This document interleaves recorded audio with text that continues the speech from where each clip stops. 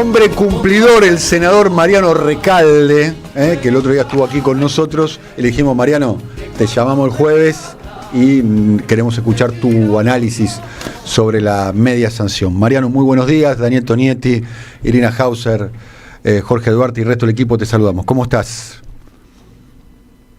Hola, Mariano. Ahí vamos a tomar contacto con Mariano Recalde. Hola, Mariano. ¿Cómo andás? Te acostaste tarde, Mariano, ¿no? Me imagino, ¿no? Fue una jornada. Terminamos la votación después de las 3:30 de la mañana y nos quedamos un rato más y sí, nos acostamos tarde. No es de chupa media lo que voy a decir, realmente, pero estuviste muy bien, en serio, posta, No bueno, soy chupa media, te quiero decir, alcahuete menos. Pero la verdad es que estuviste a la altura del momento que te tocó vivir como senador, en serio. Y te digo que casi que me preparé toda la vida para defender estas cosas, ¿no? Sí, bueno, ojalá que tengas la oportunidad como legislador o como funcionario en el futuro de poder revertir esta ley, este alcance de esta ley. No tengas dudas que lo vamos a hacer. Muy bien. Bueno, un balance un poco, ¿qué viste ayer? ¿Cómo quedó la ley? ¿Qué análisis político haces? Ya con el hecho consumado, ¿no? Porque ya sabemos el resultado. Sí, falta la Cámara de Diputados. Sí. Falta la Cámara de Diputados. Pero el análisis de ayer es que los gobernadores discutieron lo que les interesaba a ellos y con eso avanzó la ley, que era la quita de impuestos coparticipales, que aparte era brutal porque era la quita del impuesto a las ganancias en una reforma laboral, ¿no? Le quitaban o le rebajaban el impuesto a las ganancias a las empresas del segmento más alto, que son creo que el 1% de las empresas del país que más facturan. Esas, las más grandes, iban a tener una rebaja brutal de impuestos, mientras que mantenían el impuesto a las ganancias para los trabajadores. Una cosa realmente en el medio de la reforma laboral. Lo que sí quedó fue la rebaja o la eliminación del impuesto, de los impuestos que se cobran al consumo de bienes tan elementales y básicos para la población, lo digo irónicamente, ¿no? Como las aeronaves, las embarcaciones recreativas o deportivas, los autos de alta gama y los bienes suntuosos, que ahora no pagan impuestos. Vos comprate un yate, un avión, si me quiero comprar un avión. Mirá vos, bueno. Y lo que tiene que ver con los trabajadores, cada día que pasaba, las modificaciones empeoraban la redacción de la ley. Le iban quitando cada vez más derechos. Después voy a hacer un resumen de cómo fue empeorando la ley para los trabajadores, en los derechos que tienen en el contrato de trabajo, desde el primer proyecto que se presentó, pasando por el dictamen y las modificaciones que se fueron sucediendo hasta entrada a la madrugada. Estamos hablando con Mariano Recalde, contando un poco cómo fue la jornada del día de ayer en el Senado. Tengo algunas preguntas más para hacerte. Estábamos especulando acá en el terreno. Primero que coincidimos con vos en el sentido de que se jugó el primer tiempo, se perdió el primer tiempo, pero que hay que jugar el segundo tiempo, que va a ser la semana que viene o la otra, en la Cámara de Diputados. Más allá de que quizás el resultado puede que se termine de confirmar o no lo sabemos todavía. Pero te pregunto, la vía judicial... Está difícil.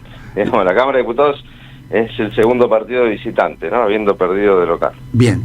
¿Cómo está el tema de la vía judicial? La posibilidad de judicializar vía amparos la aplicación de algunos artículos, por ejemplo, los que limita el derecho a huelga, que es un derecho garantizado en la Constitución taxativamente. Bueno, eso lo veo más claro, y hay antecedentes, ya hay jurisprudencia que dice en la Argentina, fallos recientes, porque lo hicieron con algunas actividades, también por decreto, un poco más flojo, pero de todas maneras el problema de fondo es que no se puede limitar de esta manera el ejercicio de un derecho constitucional. Hay jurisprudencia también internacional, la OIT tiene dicho que no se puede considerar esencial cualquier cosa. Lo esencial es algo muy puntual y concreto, que la OIT tiene bien definido. Tiene que ver con la salud, la seguridad, ¿no? Exacto. Los servicios de emergencia, ¿no? De agua, claro, potable. Que ponen en riesgo la vida, digamos. Exacto. Sí. Aquellas actividades, el control del tránsito aéreo, que es que no choquen los aviones, esas cosas que si vos las las detenés y haces paro en ese lugar y no se presta ninguna actividad, pones en peligro la vida de las personas. Sí. El resto, la OIT tiene dicho y confirmado que no son esenciales. Obvio son importantes, qué sé yo, y que en todo caso se podría considerar esencial alguna actividad que en principio no lo es, si por la duración de la huelga ahí ya empieza a poner en riesgo la salud o la seguridad de la población. Por ejemplo, la recolección de basura. Claro. No es esencial, pero si está un mes una ciudad sin recolección de basura, pasa a ser un problema sanitario. Exacto. Bien. Esta ley en ese sentido es claramente inconstitucional. Yo creo que se va a judicializar. Después va a haber temas que se van a judicializar individualmente, y son pocos los trabajadores que realmente acceden a un abogado y después van y deciden hacer un juicio. Pero yo creo que a un trabajador despedido esta ley le cambió la indemnización de una manera absolutamente perjudicial, contradiciendo un principio constitucional, que es que hay que proteger contra el despido arbitrario. Sobre todo, o sea, no se puede desproteger, sobre todo con el FAL. El FAL es una clara desprotección, porque le libera las manos a los empleadores para despedir sin causa, despedir arbitrariamente. Es una norma que tiene muchas inconstitucionalidades. Estamos hablando con Mariano Recalde. Ya una pregunta desde lo político, Mariano, ¿no? El resultado que obtuvo ayer el gobierno, el análisis que nosotros hacemos, lo compartimos con vos, es que del centro hacia la derecha se quedó con todo, ¿no? Se quedó con lo que tenía, se quedó con el PRO, el radicalismo casi completo votando todos los capítulos. Los gobernadores. Los gobernadores, estamos hablando de Jaldo, Sáenz, Rolo Figueroa, Rovira, que no es Rovira. Bueno, sí. Con la ¿cuál? Ojo. Ojo. Los senadores de Tucumán votaron todos en contra. Todo el peronismo votó contra. Pero Independencia, el bloque de Jaldo votó a favor. No. Los del peronismo no. Sandra Mendoza y Juan y Mansur, que son los dos senadores de Tucumán, votaron en contra. Bien, entonces la tercera senadora. Pero también es de Jaldo, la tercera, del bloque Independencia. Sí, por eso, yo quiero hablar. Claro, por eso el bloque de Jaldo, Independencia, que es el que rompió el bloque del peronismo, que también rompió el bloque en diputados, votó a favor. No, la peronista votó en contra. Sandra Mendoza votó en contra. Porque vos decís que Independencia de Jaldo no es peronista. Y entró por el PRO, la senadora Ávila. Después van pasando, puede tener un origen como Santilli, que era peronista, ¿no? Ok. Claro, bien. Bueno. No, por eso, no estoy defendiendo a los gobernadores. No. Lejos de mí. Bueno, más allá de este matiz que se da con Jaldo. En este caso, algo para destacar, el bloque peronista, los 28 votamos en contra. Bien, más allá de este matiz, lo de Rovira, Nacho Torres, Puyaro... No, es un desastre. El de Santa Cruz, el gobernador de Santa Cruz es un dirigente sindical. Pero votó en contra.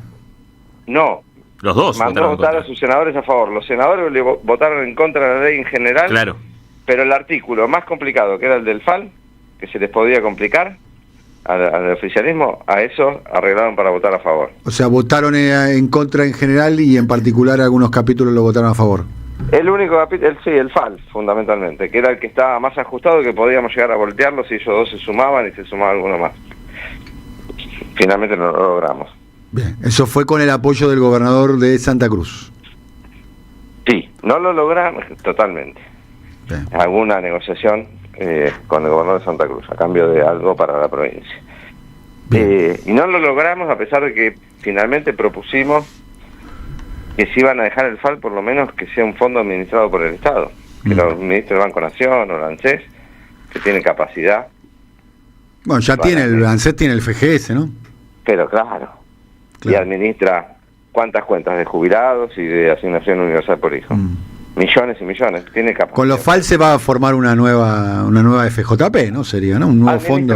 Dice administradoras por la Comisión administradora de fondo de indemnización se llamarán. ¿Donde va a tener el control el ministro de Economía también? Fondo de Asistencia Laboral se llama. Fondo de El asistencia. Ministerio de Economía, la Comisión Nacional de Valores definen qué empresas, qué administradoras constituidas a este fin. Ahí vamos a ver el nombre y Sí. apellido de ¿Y el los ministro de dueños. Economía puede manotear esos fondos? Sí. No manotear, pero puede tener quizás el mismo Hoy destino que tuvieron las Puede hacer FJP. que se compren bonos, por ejemplo, No, si pero necesita. que los manotee el ministro, ya los podría manotear hoy porque están en el FGS, ¿va? Y ya hacen cosas. Ahora el problema es que pasan a manos privadas. Pasan miles de millones de dólares por año a manos privadas para Sí. timbear y tirarle subsidio a las empresas que vayan despidiendo. Sí, y además con la antecedente de las AFJP que se sí. defondearon casualmente prestándole al Estado, ¿no? Mm. En aquel momento, ¿no? De hecho la crisis un poco se genera, casi que la crisis del 2001 se genera por eso, ¿no? Se acelera por eso, ¿no? Entre otras razones. Pero de lo político, como el gobierno tuvo un triunfo, Mariano, ¿no? Claramente, ¿no? Y del centro a la derecha se quedó con todo, ¿no? Con todo, ¿no? Casi no... Mira, hubo 32 votos en contra. Sí. La mitad es 36. Es como está el país. No es irreversible. No, ni irreversible no, pero... modificable. Sí, Pero obviamente es objetivo y claro. El peronismo ya perdió el control del Senado en la última elección por primera vez del año 2000, Sí. del 83, Sí. ¿no? Y ya después perdió el control de la mayoría, ¿no? Y ahora Totalmente. es ahora la primera minoría. Todavía es la primera minoría del peronismo y no alcanza. No alcanza. Bien. No alcanza. Hoy sí, porque fue hoy a la mañana, Sí. tuvimos una muy mala noticia, una derrota que no es del peronismo, ¿no? Sino que de la gente que labura. Bien. La gente que labura va a tener menos vacaciones, no va a tener más jornadas limitadas, lo van a hacer trabajar en el horario que se le cante al patrón. Le quitan, un cambio de último momento que metieron, no estaba, la rebaja de la licencia por enfermedad.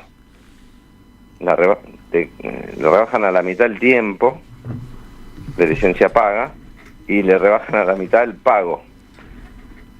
Y agregan una cosita que es maravillosa, que es que si el trabajador se enferma o se lastima... Sí, jugando a la puede ir pelota, por trabajar ejemplo.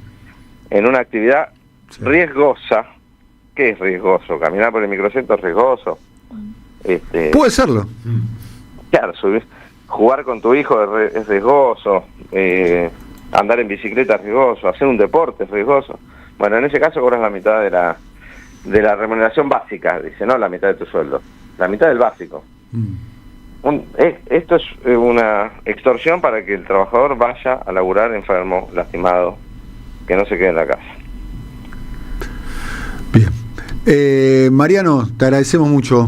No, gracias a vos, Daniel, un abrazo grande para todos. Bueno, gracias por tu tiempo, y gracias por cumplir la promesa, además, de tenerte analizando. Perdón por no haber podido frenar esta reforma. No, bueno, vas a tener oportunidad. La vida da revanchas. Un abrazo.